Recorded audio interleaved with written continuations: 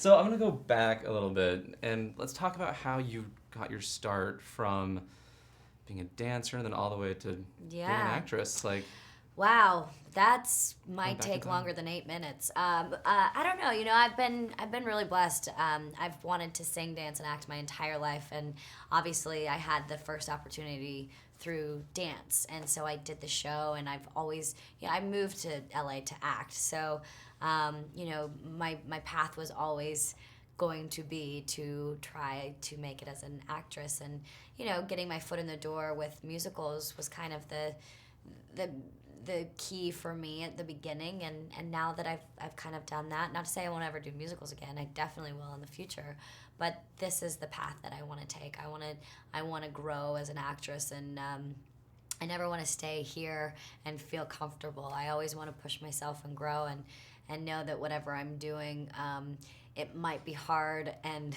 stressful, and I might not always get it. In fact, most of the time I won't always get the job, but I know I tried, and I'm growing each step of the way. So That's important. yes, it is. Is there an actress or a group of people that you sort of model yourself after, that you sort of emulate, or anyone that you hold in high Well, esteem? Well, it's I hold a lot of actresses in high esteem. I think it's funny because you try to compare yourself to people who you want to be like. I think that there's like the Reese Witherspoons and the Charlize Theron, so they're very different. But the Charlize is all these like really character driven.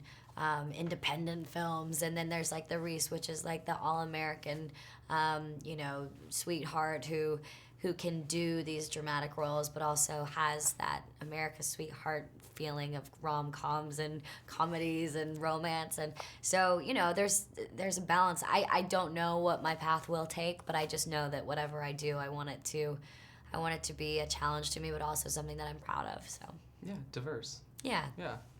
So let's talk about Katie. Yes. She starts in one place at the beginning of the film Yeah. and ends up in a completely other place. So talk about Yeah. her arc. Katie has a huge arc. I think that that's what fascinated me so much about her. I knew that it was going to be a challenge to play guarded, mysterious, and have a wall. I mean, it's like, how boring could you be? So how am I going to make Katie interesting and likable enough to where Alex would even consider, falling in love with her, and vice versa. So yeah, there was a lot of layers to be had. She's a fighter, and that's one thing that I loved about her. But behind every fighter, there is somebody who's a little bit broken, and I think that that's why I definitely resonated with Katie. So Nice. And working with Josh, you guys yeah. had like the best chemistry on set. Oh, thank Well, you. I've watched like hours and hours of behind the scenes footage. Yeah. So like you and the kids, and just Yeah. you seem like have a really great unit. So Yeah. if you could just talk about that a little bit, and how being Yeah. down there together, and just how it was easy and fun and all that. Yeah, well, I think exactly what you just said. It was more about the unit um, than anything. I mean, I don't think that Alex and Katie would have fallen in love without the embrace of the children. And I don't think that we would have had as much chemistry without the children, because they broke all the walls and all the barriers of anybody, you know, putting them up, basically. Like, there's so many people that could not be available in the scene to be themselves, but when you have kids, it's not about you anymore, it's about them. So it was really, really great. And by the way, Josh was really hard to look at, so I'm so glad that we had the kids to break the ice. Amazing. Yeah. Yeah, I mean, it seems like they just wanted to be around you guys. They were like, Yeah. around these two great actors, and they're so cute. It was amazing. I mean, literally the highlight of my day was, Mimi would be gone for a couple of hours for doing schoolwork, and she would come back and she would run up to me and like jump on me and straddle me and be like, "I missed you," and I'm like, "I missed you too." So yeah, I mean, like, that was the greatest. Very cool. Was there a particular scene that was challenging for various reasons, whether it be just like practical location or the I scene mean, itself? I mean, yeah, I mean, as gorgeous as the cabin in the woods was, it was pretty hot and humid, and with 150 to 200 crew guys in 110 humidity. Like, I mean, it started getting smelly. There were ticks. I mean, it was definitely not as glamorous. But then once we were out of that and in the actual town of Southport, I mean, it was absolutely stunning every single day. The breeze, the calm nature, the you know, the people walking down the street. I mean, I loved it because being in Southport, it was, you know, people knew that we were there shooting the movie, but it was never like, oh my gosh, how are you? You're amazing. It was more like, how are you enjoying our town? And can we do anything for you? Like, we were like, wait a minute, this is amazing. These people are incredible. So Kobe mentioned there's a Christmas store.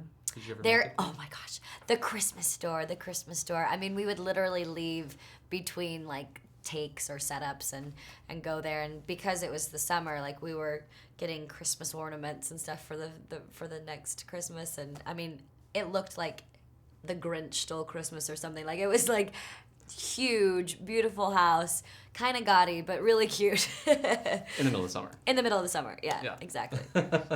And talk about like working with Lhasa and the collaboration with Nick and all of that, how he is the director and how he let you expand. Well, Nicholas, I actually spoke to when I first got the role, and, you know, talked to him about what he envisioned Katie being like. Obviously, I read the book, and so I could see that, but then just firsthand.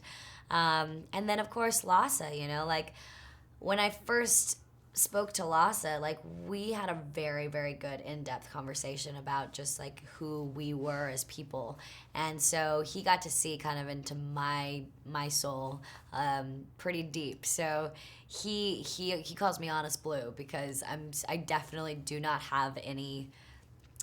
What you see is what you get with me, and so literally, like, he let me feel vulnerable and be vulnerable without like making me feel exposed or nervous to open up. And he definitely, he challenges you with improv, where like I've never done that before, and it's really scary, never doing anything like that before, and literally doing 20-minute scenes and being like, oh my gosh, what am I gonna do? But I've never felt so trusted in my life, and especially, you know, being that there's no singing or dancing in this film to rely on, I really felt like I was hired to be an actress, which gave me so much confidence in knowing that, like, I'm going to take whatever I'm learning from Lhasa and this film and just put it all towards, you know, future projects. And it really was my favorite summer of my life so far. So, That's really great. Yeah.